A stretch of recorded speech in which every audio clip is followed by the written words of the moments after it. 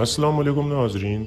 इस एपिसोड के आगाज़ में गिरमियानी सरहद के इलाके का मंजर सामने आता है, जहां हर तरफ लोग अपने अपने कामों में मसरूफ़ थे। बाजार में गिरमियानी इलाके का सरदार बाजार का मायना कर रहा था, जिसका नाम था याकूब सरदार। वो ताजरों से मुलाकात कर रहा था। इसी दौरान दो मशकूक आदमी वहां मौजूद होते हैं। एक आदमी खंजर निकाल कर दूसरे आदमी को देता है। खंजर के ऊपर काई कबीले का निशान बना हुआ था। दूसरा आदमी खंजर अपने लिबास में रख कर आगे बढ़ जाता है। इधर याकूब सरदार कह रहा था, मेरा कायम करदा ये सरहदी बाजार इस खित्ते का सबसे ज्यादा शान व शौकत वाला बाजार बनेगा। अमीर और गरीब हर किसी के जख्मों का मरहम साबित होगा इंशाअल्लाह। ये सुनकर सब कहते हैं इंशाअल्लाह मेरे सरदार। इतने में उसकी बेटी गोंजा कहती है, बाबा जान, अल्लाह की मेहरबानी से बाजार तो कायम हो गया, क्या हर किसी को यहाँ आने की इजाज़त होगी? तो याकूब सरदार कहता है, अगर तुम तुर्क सरदारों की बात कर रही हो तो सब के सब हमारा खून और हमारी जान है, और अगर सिर्फ उस्मान सरदार का पूछ रही हो तो हाँ, उन्हें भी आने की इजाज़त होगी, क्योंकि बाजार कायम करने का असल मकसद उनके साथ इत्तेहाद है। इस दौरान वो मशकूक आदमी तीर कमान से याकूब सरदार का निशाना ले रहा होता है। याकूब सरदार की बेटी ये देख लेती है और तीर चलते ही वो अपने वालिद को धक्का दे देती है, जिससे वो बच जाता है और तीर एक सिपाही को जाकर लगता है। यह देखकर वो सब अपनी डालें आगे कर लेते हैं और अपने सरदार की हिफाजत करने लगते हैं, जबकि सरदार का बेटा अपनी तीर कमान लेकर आगे बढ़ जाता है। इसका नाम था मेहमद। कुछ ही देर में वो उस मशकूक आदमी तक पहुंच जाता है और तीर चलाकर उसका खात्मा कर देता है। फिर वो उसके पास आ जाता है। उसकी गर्दन पर एक निशान था जो मिटा हुआ था। इसके बाद वो उसका लिबास चेक करने लगता है तो उसमें से एक खंजर निकल आता है, जिसके ऊपर काई कबीले का निशान बना हुआ था। यह देखकर वो काफी गुस्से में आ जाता है। इतने में याकूब सरदार और उसकी बेटी गोंजा भी वहां आ जाते हैं। तो मेहमद कहता है, ये उस्मान का काम है, उस्मान का, उसे इसकी कीमत चुकानी होगी। याकूब सरदार वो खंजर लेकर अपनी आंखों से देखता है और फिर कहता है, जल्दबाजी में फैसला मत करो। इतने में उस सिपाही की हालत खराब हो जाती है जिसे तीर लगा था, और वो नीचे गिरकर मर जाता है, क्योंकि तीर के साथ जहर लगा हुआ था। सरदार का बेटा मेहमद कहता है, ये उस्मान का काम है बाबा। तो याकूब सरदार कहता है, उस्मान ऐसा क्यों करेगा? मेरे मरने से उस्मान का क्या फ़ायदा होगा? इतने में एक सिपाही वहाँ आकर कहता है, मेरे सरदार, कोनिया से ये खबर आई है, सुल्तान मसूद को जहर दे दिया गया है। यह सुनकर याकूब सरदार कहता है, अब मुझे जवाब मिल गया उस्मान, सुल्तान मसूद को जहर दिया गया है। उस्मान को ये खबर मुझसे पहले मिल गई और फिर मुझे रास्ते से हटाने की कोशिश की गई। इतने में मेहमद कहता है, मुझे इजाज़त दें कि यानी शहर को मलिया मेट करके रख दिया जाए। याकूब सरदार कहता है, खबरदार, छुप कर वार करने वाले पर एलानिया वार करना फ़ायदेमंद नहीं होगा। मैं उसे हिसाब लूँगा, मगर इस जाल का किसी को इल्म नहीं होना चाहिए। आप मेरी बात गौर से सुने। गोंजा, सुल्तान के मरने से पहले पहले कोनिया पहुँचो, हम उसके वारिस हैं, इस बात का मोहर वाला फरमान हासिल करो। तो गोंजा कहती है, आपके हुक्म की तामील होगी बाबा जान। फिर याकूब सरदार कहता है, मेहमद, हम पर वार करने वाला उस्मान सरदारों को अपनी सफ में शामिल करने के लिए एलची रवाना कर चुका होगा। उन एलचियों का रास्ता रोकना होगा, उन सरदारों को मेरा साथ देना होगा। तो मेहमद कहता है, जैसे आपका हुक्म बाबा। फिर याकूब सरदार कहता है, अपनी जिम्मेदारियों में किसी किस्म की कोताही से काम ना लेना, अगर ज़मीन को खून से सैराब करना पड़े तो कर डालो। इसके बाद गोंजा और मेहमद वहाँ से रवाना हो जाते हैं। उनके जाने के बाद याकूब सरदार अपने सिपाही को कहता है, रिमोस को पैगाम रवाना करो, उस्मान पहला वार कर चुका, अब बारी मेरी है। दूसरी तरफ ओरहान और अलाउद्दीन सफ़र पर रवाना होने से पहले अपनी वालिदा मालहुन खातून से मुलाकात कर रहे थे। फिर मालहुन खातून कहती है, सफ़र आसान हो, मैं दुआ करती रहूँगी, अल्लाह तुम लोगों की हिफाजत फरमाए। इतने में उस्मान साहब भी वहाँ आ जाते हैं और ओरहान से गले मिलकर कहते हैं, मेरे बच्चे होशियार रहना, सफ़र आसान हो। बेपरचम लोगों को अपनी सफ़ में शामिल करना मुश्किल होगा, मगर मुझे तुम पर पूरा भरोसा है। तो ओरहान कहता है, अल्लाह के हुक्म से कामयाबी हमारे कदम चूमेगी बाबा जान। इसके बाद उस्मान साहब दूसरे बेटे अलाउद्दीन से गले मिलते हैं और फिर कहते हैं, कोनिया आग के हल्के में है, कौन किसके साथ है ये वाजे नहीं है। एहतियाती तदबीर को नज़रअंदाज मत करना और ये खत अपने पास रखो, अंदर दाखिल होने में आसानी होगी, सफ़र आसान हो। अलाउद्दीन कहता है, आप परेशान मत होइए बाबा जान, जो ज़रूरी होगा कर डालेंगे। इसके बाद दोनों भाई आपस में गले मिलते हैं और एक दूसरे को दुआएं देने के बाद जाने लगते हैं। तो इतने में फातिमा अंदर दाखिल होती है और कहती है, مجھ سے ملے بغیر کہاں جا رہے ہیں؟ اس بار آپ لوگوں کو اکیلے جانے دے رہی ہوں، مگر اگلی بار میں بھی ساتھ چلوں گی، یاد رکھنا۔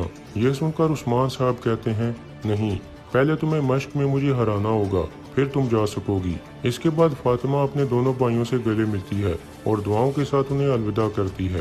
اس کے بعد سوگوت کا منظر سامنے آتا ہے۔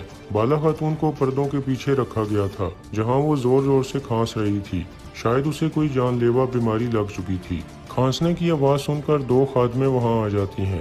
بالا خاتون کی حالت کافی خراب لگ رہی تھی، پھر وہ اسے پانی پلاتی ہیں۔ بالا کہتی ہے میں نے خواب دیکھا ہے، خواب میں حلیمہ کی قبر کھود رہی تھی، پھر علاؤدین آ گیا، میں مر چکی تھی، شاید میرا وقت آ گیا ہے۔ یہ سن کر خاتمہ کہتی ہے یہ کیسی بات کر رہی ہیں، اللہ حفاظت فرمائے۔ اور کہا جاتا ہے کہ خواب کی تعبیر بالکل الٹ ہوتی ہے، اس کا مطلب ہے کہ شہزادے علاؤدین کو ان کی والدہ کی ضرورت ہے۔ بالا خاتون کہتی ہے اچھا تو یہ بات ہے۔ پھر خاتمہ کہتی ہے آپ کو تندرست ہونا ہوگا بالا خاتون، اپنے شہزادے کے لیے صحتیاب ہونا ہوگا۔ دیکھیں آپ کا بیٹا آپ کے لیے کتنی دور دور سے دعائیں تیار کر کے لاتا ہے۔ اتنے میں باہر سے آواز آتی ہے اجازت ہے بالا خاتون، یعنی شہر سے ایک خاتون آئی ہے۔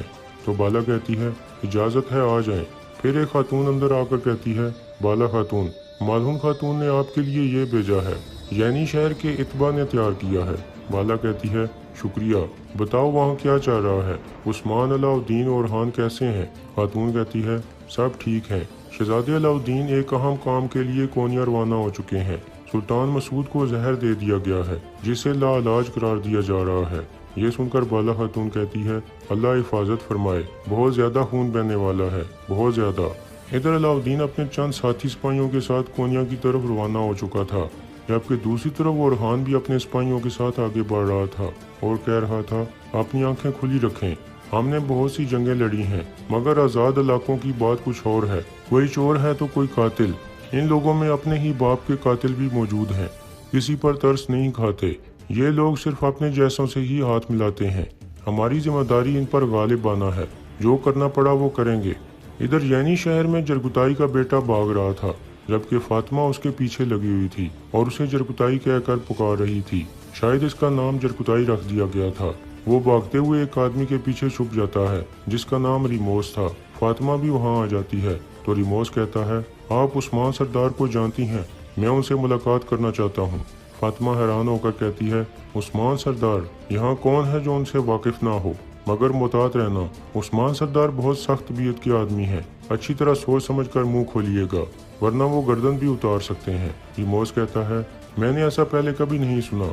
تو فاطمہ کہتی ہے ظاہر ہے کیسے سنتے، ان کو غصہ دلانے والا زندہ بچتا تو آپ کو بتاتا نا، اپنی گردن کا خیال رکھیے گا۔ اتنے میں جرگتائی کا بیٹا بھاگنے لگتا ہے تو فاطمہ اسے پکڑ لیتی ہے اور کہتی ہے چلو ختنہ کے لیے، شاباش بہنوں اسے پکڑ لو۔ یہ سن کر 2 لڑکیاں اسے پکڑ لیتی ہیں اور اسے وہاں سے لے جاتی ہیں۔ اس کے بعد ریموس کو ایک خیال آتا ہے جس میں ایک آدمی اسے کہہ رہا تھا وقت آنے پر تمہیں عثمان کے پاس جانا ہوگا، یہ جرگتائی کا ثبوت ہے، یہ عثمان تک پہنچانا ہوگا۔ ادھر یعنی شہر میں مالون خاتون کہہ رہی تھی ہم تقریب کے لیے تیار ہیں حضور، کوئی کمی روا نہیں رکھی گئی، بھوکوں کو کھانا کھلایا جا رہا ہے، ضرورت مندوں کی ضرورت پوری کی جا رہی ہے۔ یہ سن کر عثمان صاحب کہتے ہیں ماشاءاللہ، ہم عوام کو فتح کی خوشخبری سنانا چاہتے تھے مگر فی الحال یہ نصیب میں نہیں تھی، آپ تقریب سے عوام کے دل خوش کریں گے۔ دوسری طرف orhan کا قافلہ جا رہا تھا کہ اچانک ان پر حملہ ہو جاتا ہے، کچھ ہوارہ لوگ ان کا راستہ روک لیتے ہیں، orhan اور اس کے ساتھی گھوڑوں سے نیچے اتر آتے ہیں اور انہیں غور سے دیکھنے لگتے ہیں۔ اس کے بعد orhan اللہ اکبر کا نعرہ لگاتا ہے اور پھر لڑائی شروع ہو جاتی ہے۔ ان لوگوں کے ہاتھوں میں مختلف قسم کے ہتھیار موجود تھے، کسی کے ہاتھ میں تلوار تھی تو کسی کے ہاتھ میں کلاڑا اور کسی کے ہاتھ میں بڑا سا ہتھوڑا تھا۔ orhan کو دیکھ کر ایک آدمی کہتا ہے بہادری سے لڑ رہا ہے، تو دوسرا کہتا ہے اس جیسے بہت سے بہادروں سے ہم لڑ چکے ہیں، اسے نیچے کیسے گرانا ہے یہ میں جانتا ہوں۔ یہ کہہ کر وہ orhan پر حملہ کر دیتا ہے تو orhan مہارت سے اس کے حملوں سے بچ جاتا ہے۔ اس طرح ایک شدید لڑائی جاری ہوتی ہے۔ وہ آوارہ لوگ orhan کے سپاہیوں پر بھاری پڑ رہے تھے، جبکہ ادھر وہ آدمی orhan کا بازو زخمی کر دیتا ہے۔ orhan جوابی وار کر کے اس کا بازو بھی زخمی کر دیتا ہے۔ اس کے بعد وہ دوبارہ حملہ کرتا ہے تو orhan مہارت سے بچتے ہوئے اپنی تلوار اس کے گلے پر رکھ دیتا ہے۔ اسی دوران کچھ آدمیوں نے orhan کے سپاہیوں کو قابو کیا ہوا تھا، جبکہ کچھ سپاہیوں نے ان آوارہ لوگوں کو قابو کیا ہوا تھا۔ پھر ایک آدمی orhan سے پوچھتا ہے کون ہو تم؟ کیا چاہتے ہو؟ تو اورحان کہتا ہے میں تم لوگوں کے سربراہ سے ملنا چاہتا ہوں۔ دوسرا آدمی کہتا ہے ہمارا کوئی سربراہ نہیں ہے، سب برابر ہیں، ہمیں اپنا نام بتاؤ۔ تو اورحان کہتا ہے میں عثمان سردار کا بیٹا اورحان سردار ہوں۔